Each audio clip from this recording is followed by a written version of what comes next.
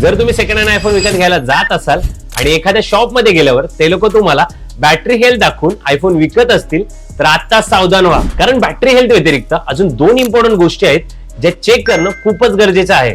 तर आज आहे 15 days 15 iPhone tip series part 6. सगळ्यात अगोदर फोनच्या सेटिंग मध्ये जा, जनरल मध्ये जा, त्यानंतर अबाउट मध्ये जा.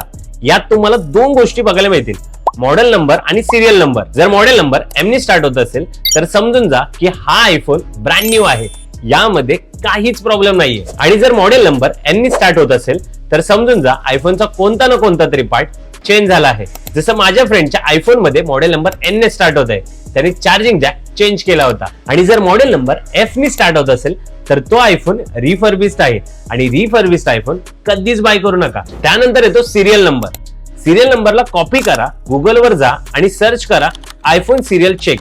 जी पहिली ऑफिशियल वेबसाईट आहे तिला ओपन करा आणि तिकडे सिरियल नंबर पेस्ट करा, आणि हा तुम्हाला दाखवेल की हा आयफोन रिअल आहे की फेक, आणि हा आयफोन कधी विकत घेतला होता.